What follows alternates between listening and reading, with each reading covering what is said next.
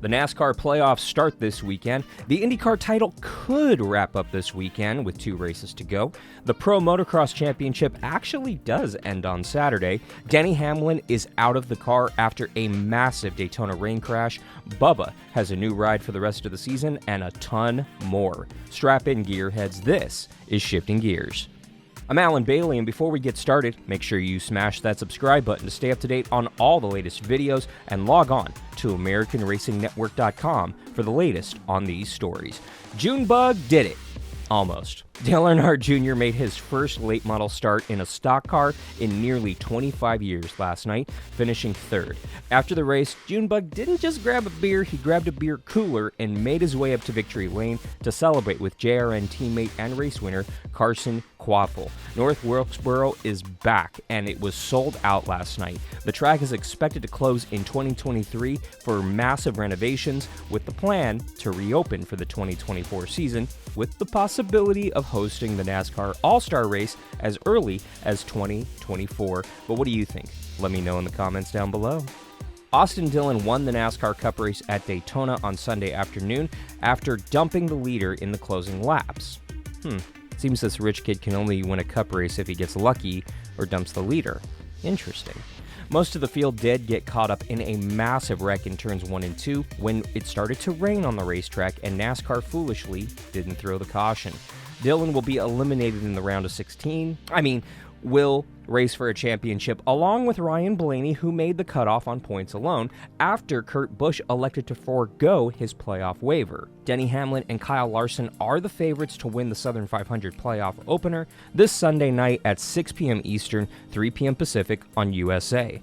Speaking of Kurt Busch and the number 45 car, 2311 announced that Bubba Wallace will be switching numbers for the rest of 2022, driving the number 45 with his current team and sponsors to give the car the best chance at an owner's title, with Ty Gibbs filling in for Kurt Busch in the number 23 car. Still no official word from Busch, 2311, or his doctors if the 2004 champ will return to the driver's seat this season. As of the recording of this video, no word whatsoever, but make sure that you log on to AmericanRacingNetwork.com to stay up on the latest on this story. Formula One champion leader Max Verstappen quickly carved his way through the field from 14th to win the Belgian Grand Prix on Sunday and widen his lead in the title race. Verstappen was leading the race by lap number 12. The Dutch Grand Prix is this Sunday at 9 p.m. Eastern, 6 p.m. Pacific on ESPN and streaming on the F1 app.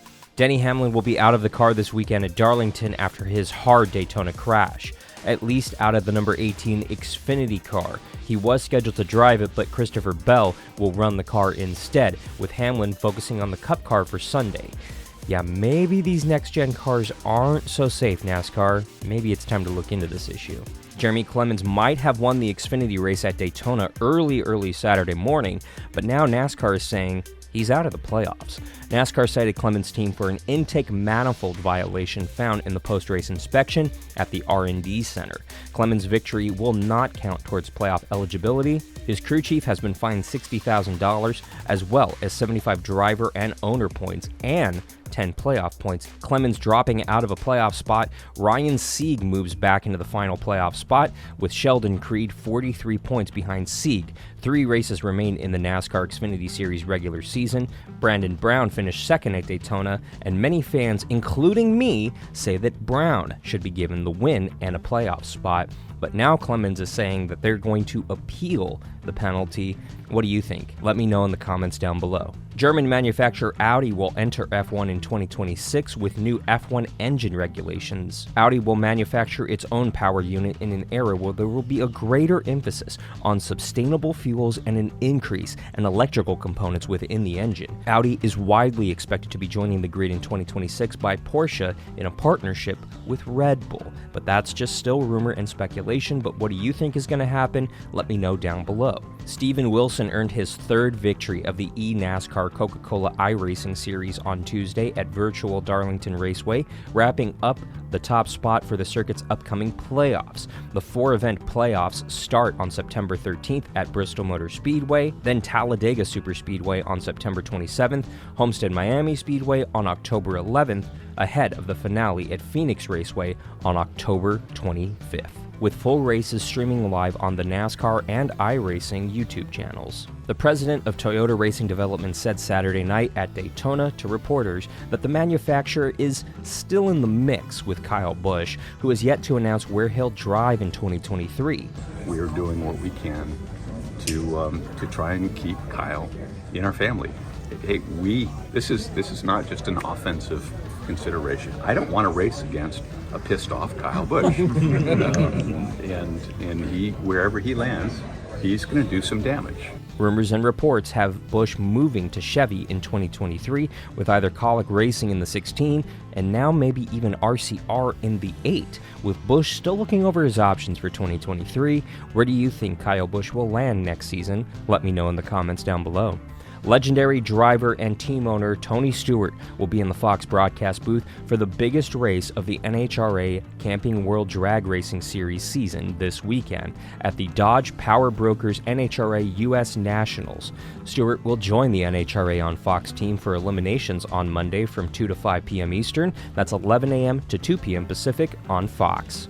NASCAR announced Friday that Craftsman will return as the title sponsor for the NASCAR Truck Series beginning next season.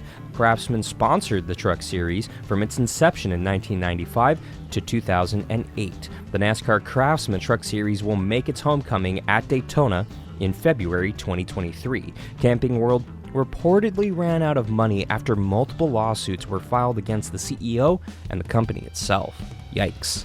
The 2022 IndyCar season only has 2 races remaining in an extremely tight championship battle, with only 3 points between Will Power and Josef Newgarden, with Scott Dixon and Marcus Ericsson not far behind either. The Grand Prix of Portland is Sunday at 3 p.m. Eastern, 12 p.m. Pacific on NBC. Trackhouse Racing announced Friday that they have signed Daniel Suarez to a 1-year contract extension for the 2023 season. Many are wondering, why just 1 year? Is there more going on here? What I'm hearing is that sponsorship has not been locked up for 2024 yet. Reports have current Haas F1 driver Mick Schumacher leaving the Ferrari camp at the end of 2022, meaning that he is likely out of Haas F1 for 2023. Nothing has been confirmed yet, but Antonio Giovinazzi is currently the favorite to land at Haas alongside Kevin Magnussen for 2023. Where do you think Schumacher will land next season? Let me know in the comments down below. Alex Bowman is definitely not on fire heading into the playoffs in 2022, and now he's looking for a new crew chief, as his crew chief Greg Ives announced on social media Friday that he will be stepping away from his role after this season. Ives has been crew chief at Hendrick Motorsports since 2015, working alongside Dale Earnhardt Jr., Jeff Gordon, and now Alex Bowman. One more. Eli Tomac and Chase Sexton split motos in Lucas Oil Pro Motocross Round 11 at Ironman Raceway in Crawfordsville, Indiana, and kept the championship battle within a single point. Yeah, Tomac holds the slim advantage as Sexton was awarded the overall win over the last weekend with the tiebreaker. One way or another, the 2022 Lucas Oil Pro Motocross Championship will be settled at Fox Raceway in Pala, California this Saturday from 4 to 8 p.m. Eastern, that is 1 to 5 p.m. Pacific, on MAV TV and Flow Racing. Eric Almirola has signed a multi-year agreement to remain at Stewart-Haas Racing after saying in January that he had planned to retire from full-time Cup racing after this season. Smithfield, his longtime sponsor, will also return. 2023 will mark Almirola's 12th full-time season in the NASCAR Cup Series and his 6th at Stewart-Haas Racing. For these stories and more, log on to AmericanRacingNetwork.com to keep up on all the latest motorsports news you need to know. ARN, the Motorsports Authority. Thanks for watching. For Shifting Gears number 130, I'm Alan Bailey. We'll see you at the track.